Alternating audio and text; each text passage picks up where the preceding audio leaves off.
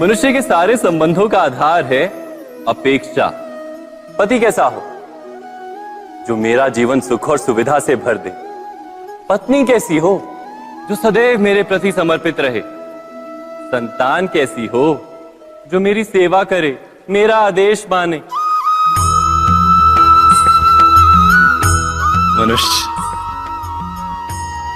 मनुष्य उसी को प्रेम भी कर पाता है जो उसकी अपेक्षा पूर्ण करता है। और अपेक्षा की तो नियति है भंग होना। कैसे?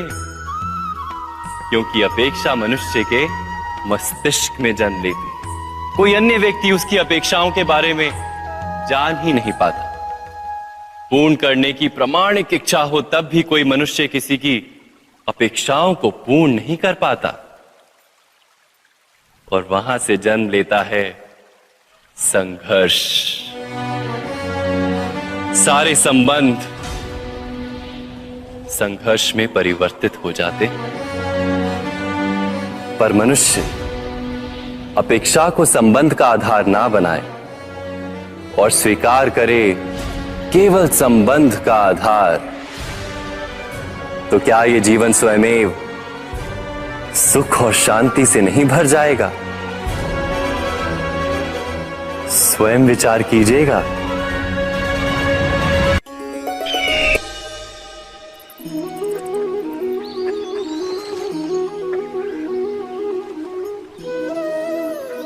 समय के आरंभ से ही मनुष्य को एक प्रश्न सदा पीड़ा देता है कि वो अपने संबंधों में अधिकतम सुख और कम से कम दुख किस प्रकार प्राप्त कर सकता है। क्या आपके सारे संबंधों ने आपको संपूर्ण संतोष दिया है? विचार कीजिए। हमारा जीवन संबंधों पर आधारित है। हमारी सुरक्षा संबंधों पर आधारित है। इसी कारण हमारे जीवन के सारे सुखों का आधार भी संबंध है। किंतु फिर भी हमें संबंधों में ही अधिकतर दुख क्यों प्राप्त होते हैं? सदा ही संघर्ष भी संबंधों से ही उत्पन्न क्यों हो जाते हैं? कभी विचार किया है? जब कोई व्यक्ति किसी अन्य व्यक्ति के विचार अथवा कार्य को स्वीकार नहीं करता, उसमें परिवर्तन करने का प्रयत्न करता है, तो संघर्ष जन्म लेता है। अर्थात जितना अधिक अस्वीकार उतना ही अधिक संघर्ष, और जितना अधिक स्वीकार उतना ही अधिक सुख। क्या ये वास्तविकता नहीं?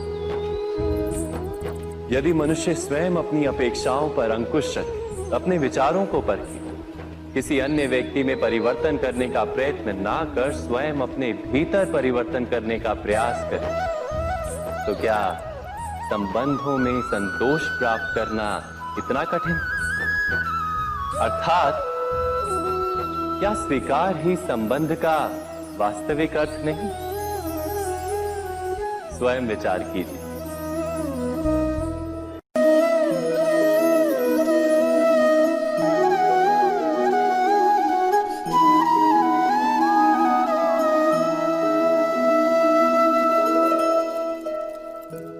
जब किसी व्यक्ति को किसी घटना में अन्याय का अनुभव होता है, तो वो घटना उसके अंतर को झकझोर देती। समस्त जगत उसे अपना शत्रु प्रतीत होता है। अन्याय लगने वाली घटना जितनी बड़ी होती है, मनुष्य का हृदय भी उतना ही अधिक विरोध करता है। उस घटना के उत्तर में वो न्याय मांगता है, और ये योग्य भी है। वास्तव में समाज में किसी भी प्रकार का अन्याय व्यक्ति की आस्था और विश्वास का नाश है। किंतु ये न्याय क्या है? न्याय का अर्थ क्या है? अन्याय करने वाले को अपने कार्य पर पश्चाताप हो और अन्याय भुगतने वाले के मन में फिर से विश्वास जगे समाज के प्रति। इतना ही अर्थ है ना न्याय का। किंतु जिसके हृदय में धर्म नहीं होता, वो न्याय को छोड़कर बैर और प्रतिशोध को अपनाता है। हिंसा के बदले प्रतिहिंसा की भावना लेकर चलता है। स्वयं भोगी हुई पीड़ा से कहीं अधिक पीड़ा देने का प्रयत्न करता है और इस मार्ग पर चलते अन्याय को भुगतने वाला स्वयं अन्याय करने लगता है। शीघ्र ही वो अपराधी बन जाता है, अर्थात न्याय और प्रतिशोध के बीच बहुत कम अंतर होता है और इसी अंतर का नाम है धर्म। क्या ये सत्य नहीं? स्वयं विचार कीजिए। दो व्यक्ति जब निकट आते हैं तो एक दूसरे के लिए सीमाएं और मर्यादाएं निर्मित करने का प्रयत्न अवश्य करते हैं। हम यदि सारे संबंधों पर विचार करें तो देखेंगे कि इन सारे संबंधों का आधार यही सीमाएं हैं जो हम दूसरों के लिए निर्मित करते हैं। और यदि अनजाने में भी कोई अन्य व्यक्ति इन सीमाओं को तोड़ता है तो उसी क्षण हमारा हृदय क्रोध से भर जाता है। इन सीमाओं का वास्तविक रूप क्या है? क्या हमने कभी विचार किया? सीमाओं के द्वारा हम दूसरे व्यक्ति को निर्णय करने की अनुमति नहीं देते, अपना निर्णय उस व्यक्ति पर थोपते, अर्थात किसी की स्वतंत्रता का अस्वीकार करते हैं। और जब स्वतंत्रता का अस्वीकार किया जाता है तो उसका हृदय दुख से भर जाता है और जब वो सीमाओं को तोड़ता है तो हमारा हृदय क्रोध से भर जाता है। क्या ऐसा नहीं होता?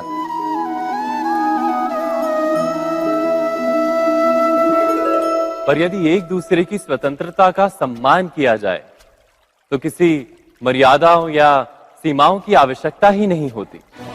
अर्थात जिस प्रकार स्वीकार किसी संबंध का देह है, क्या वैसे ही स्वतंत्रता किसी संबंध की आत्मा नहीं?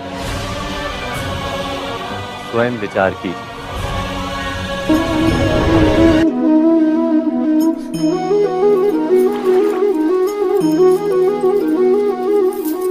पिता सदा ही अपने संतान के सुख की कामना करते हैं, उनके भविष्य की चिंता करते रहते हैं।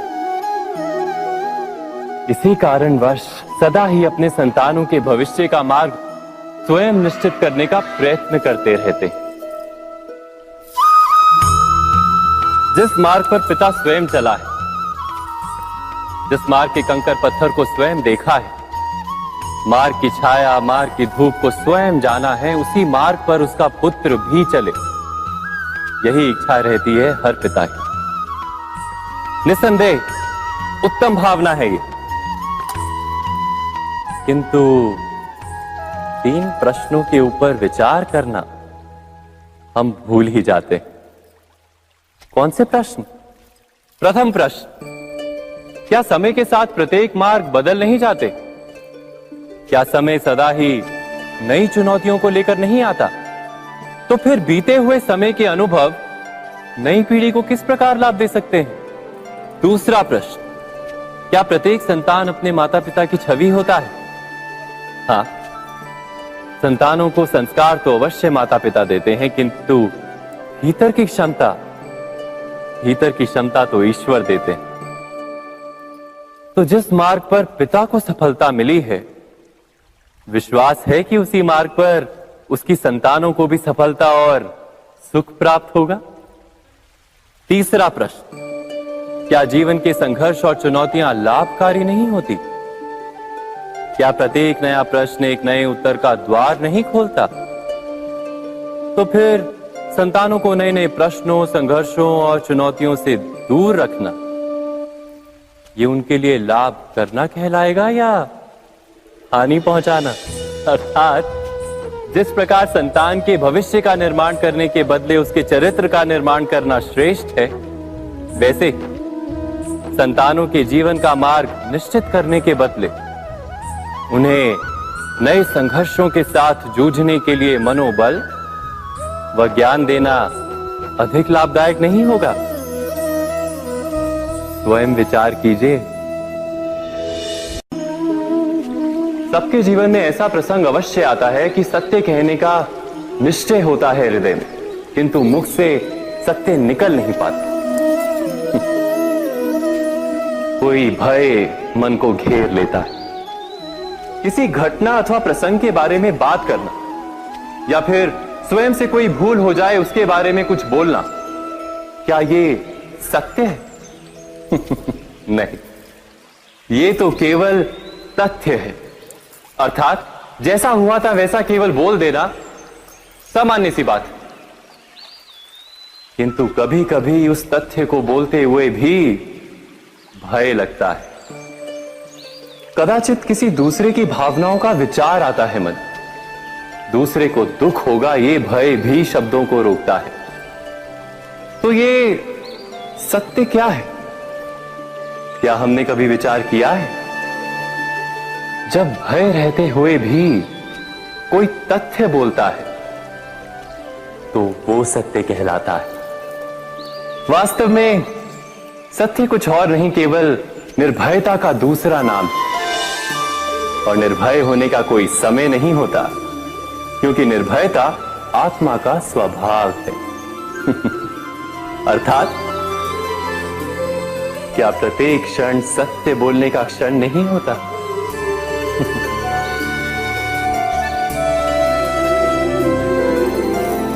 स्वयं विचार कीजिए।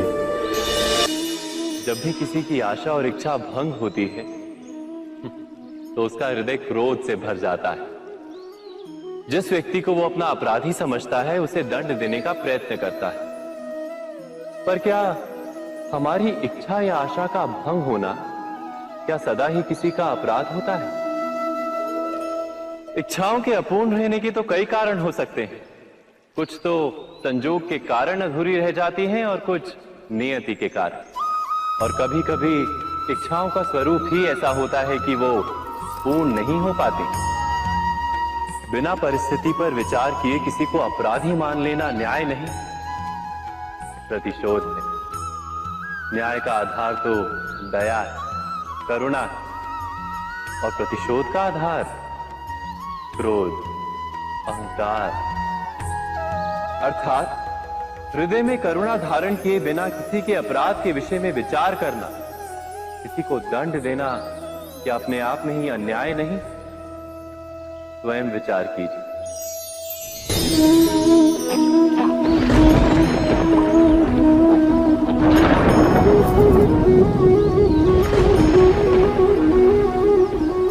सपनों और पूर्वाभासों के आधार पर हम भविष्य के सुख दुख की कल्पना करते हैं।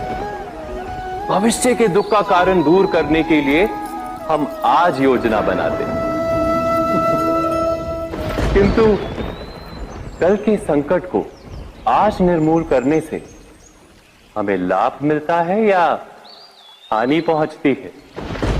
ये प्रश्न हम कभी नहीं करते।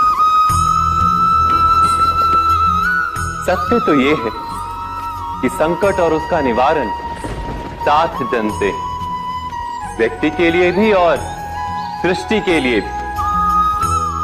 नहीं, आप अपने भूतकाल का स्मरण कीजिए, इतिहास को देखिए। आप तुरंत ही ये जान पाएंगे कि जब जब संकट आता है तब तब उसका निवारण करने वाली शक्ति भी जन्म लेती है। यही तो जगत का चलन है।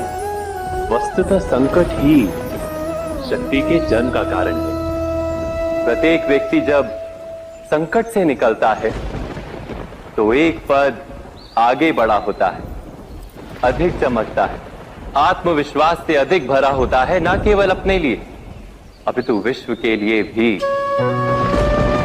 क्या ये सत्य नहीं? वास्तव में संकट का जन्म है एक अवसर का जन्म, अपने आप को बदलने का, अपने विचारों को ऊंचाई पर करने का अवसर, अपनी आत्मा को बलवान और ज्ञान मंडित बनाने का अवसर। जो ये कर पाता है उसे कोई संकट नहीं होता, किंतु जो ये नहीं कर पाता वो तो स्वयं एक संकट है विश्व के लिए। विचार कीजिए।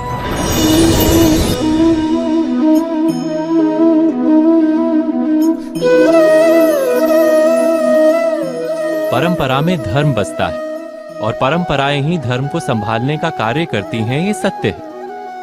पर क्या केवल परंपरा ही धर्म है? विचार कीजिए। सत्य तो यह है कि जिस प्रकार पाषाण में शिल्प होता है, उसी प्रकार परंपरा में धर्म होता है। इस पत्थर में शिल्प है, ये पत्थर शिल्प नहीं। शिल्प को उजागर करने के लिए उसे तोड़ना पड़ता है, अनावश्यक भागों को दूर करना पड़ता है। ठीक उसी प्रकार परंपराओं में धर्म ढूंढना पड़ता है। जिस प्रकार इंद्र पूजा की परंपरा को तोड़कर गोवर्धन पूजा का धर्म ना ढूंढा जाता, तो यादवों को उनकी मुक्ति का मार्ग नहीं मिल पाता। अर्थात परंपरा को पूर्णता छोड़ देने वाला धर्म से वंचित रह जाता है, और परंपरा का अंध अनुकरण करने वाला भी धर्म को प्राप्त नहीं कर पाता। कहते हैं हंस के पास नीर क्षीर विवेक होता है। दूध में मिले पानी को छोड़कर केवल दूध ही ग्रहण करता है। तो क्या सच्चा धर्म प्राप्त करने के लिए हृदय में ज्ञान से जन्मा विवेक आवश्यक है? और ऐसे विवेक के बिना जिसे धर्म मान भी लिया जाए, जो वास्तव में धर्म ना भी हो, ऐसा भी तो हो सकता है। स्वयं विचार कीजिएगा।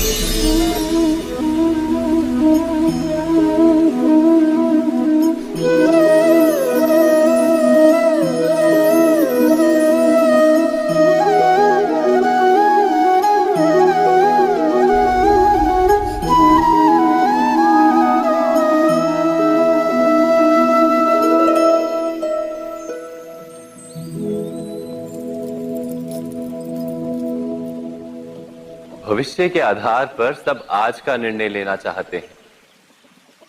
भविष्य में सुख मिले, भविष्य सुरक्षित हो, ऐसे निर्णय आज लेने का प्रयत्न रहता है सबका। आप अपने जीवन को देखिए। क्या आपके अधिकतर निर्णय के पीछे भविष्य का विचार नहीं होता? और हो भी क्यों ना। अपने जीवन को सरल और सुखमय बनाने का प्रयत्न करने का अधिकार सबका है।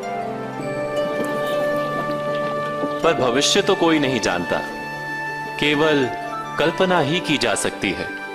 तो जीवन के सारे महत्वपूर्ण निर्णय कल्पनाओं के आधार पर ही करते हैं हम। क्या निर्णय करने का कोई तीसरा मार्ग हो सकता है? विचार कीजिए। सारे सुखों का आधार धर्म है, और वो धर्म मनुष्य के हृदय में बसता है। तो प्रत्येक निर्णय से पूर्व स्वयं अपने हृदय से ये प्रश्न अवश्य पूछ लेना कि ये निर्णय स्वार्थ से जन्मा है या धर्म से। क्या इतना पर्याप्त नहीं? भविष्य के बदले धर्म का विचार करने से क्या भविष्य अधिक सुखपूर्ण नहीं होगा? स्वयं विचार कीजिए। व्यक्ति को जब उसके अपराध का दंड मिलता है, तब कभी कभी उस न्याय को देखकर मन कचोटता है। प्रश्न उठता है हृदय में कि जब वो अपराध हुआ था, तब व्यक्ति भिन्न था। उसके पश्चात उसने इतने पश्चाताप किए, स्वयं में इतना परिवर्तन किया, फिर उसे दंड क्यों मिले? पर जहां आघात होता है, वहां प्रत्याघात भी होता है। जैसा कर्म वैसा फल। यदि किसी को प्रेम दोगे तो सुख प्राप्त होगा, यदि किसी की हत्या करोगे तो मृत्यु दंड मिलेगा। जैसा कार्य वैसा ही न्याय। तो फिर प्रायश्चित और पश्चाताप का कोई मूल्य नहीं है? अवश्य है मूल्य। प्रायश्चित और पश्चाताप मनुष्य की आत्मा को बलवान करता है। आने वाले दंड को स्वीकार करने के लिए मनुष्य को तैयार करता है। अर्थात बिना प्रायश्चित के दंड स्वीकार करने का कोई मूल्य है? स्वयं विचार कीजिए।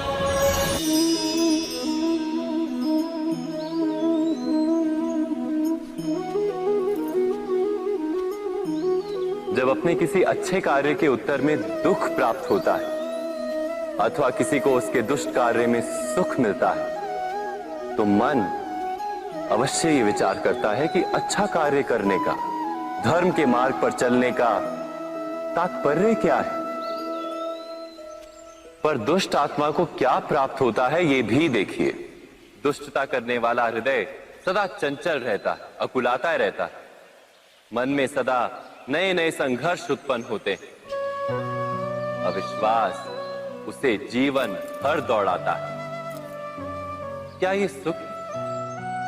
जबकि धर्म पे चलने वाले, अच्छा कार्य करने वाले, सच्चरित्र व्यक्ति का हृदय शांत रहता है। परिस्थितियां उसके जीवन के सुख में बाधा नहीं बनती। समाज में सम्मान और मन में संतोष रहता है सदा। अर्थात अच्छा बर्ताव भविष्य में किसी सुख का मार्ग नहीं, अच्छा बर्ताव स्वयं सुख अथवा बुरा बर्ताव भविष्य में किसी दुख का मार्ग नहीं। अधर्म उसी क्षण दुख उत्पन्न करता है। धर्म से सुख नहीं, धर्म स्वयं।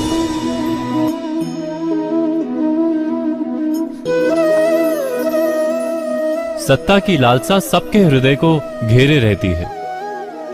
प्रत्येक व्यक्ति अपना एक राष्ट्र निर्मित करने का प्रयत्न अवश्य करता है।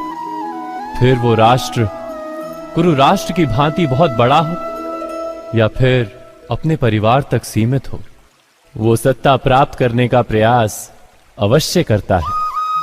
किंतु सत्ता का वास्तविक रूप क्या है? क्या हमने कभी विचार किया है? एक मनुष्य जितने अधिक लोगों के जीवन को प्रभावित कर सके, जितने अधिक लोगों के जीवन की स्वतंत्रता पर अंकुश रख सके, उतनी ही अधिक सत्ता का अनुभव करता है वो। सत्ता का वास्तविक रूप ही है अन्य के जीवन पर स्वयं का प्रभाव। किंतु क्या वास्तविक प्रभाव प्रेम, दया, करुणा और धर्म से निर्मित नहीं होता? जब भी मनुष्य कठोरता और अधर्म से सत्ता प्राप्त करने का प्रयत्न करता है, तब वो दूसरों के हृदय में विरोध अथवा विद्रोह को जन्म देता है। और परिणाम कुछ इस प्रकार। हां, कुछ समय के लिए वो स्वयं को प्रभावी और शक्तिशाली अवश्य पाता है, किंतु वो वास्तविक सत्ता नहीं। यही कारण है कि भृगु और वशिष्ठ जैसे ऋषियों की आज भी पूजा की जाती है, रावण और हिरण्यकश्यप की नहीं। इस पर तो आप विचार अवश्य करें। सत्य कहा ना?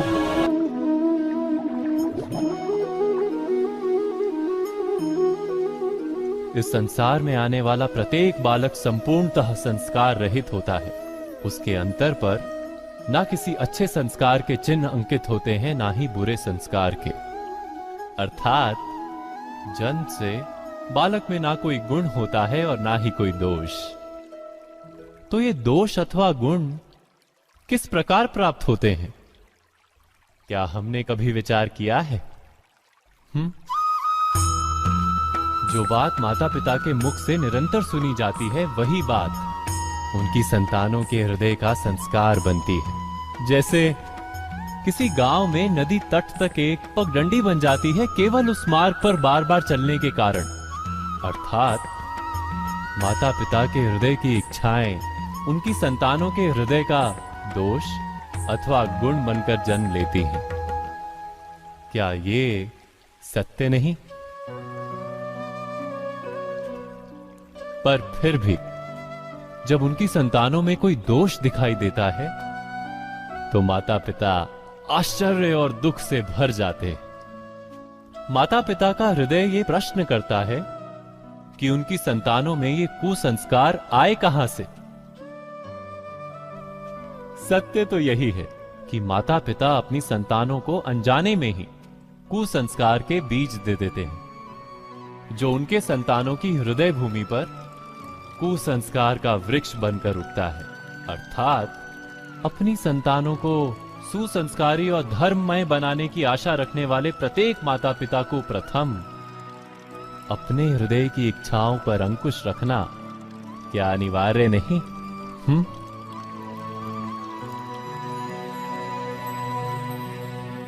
प्रत्येक माता पिता इस पर विचार अवश्य कीजिएगा।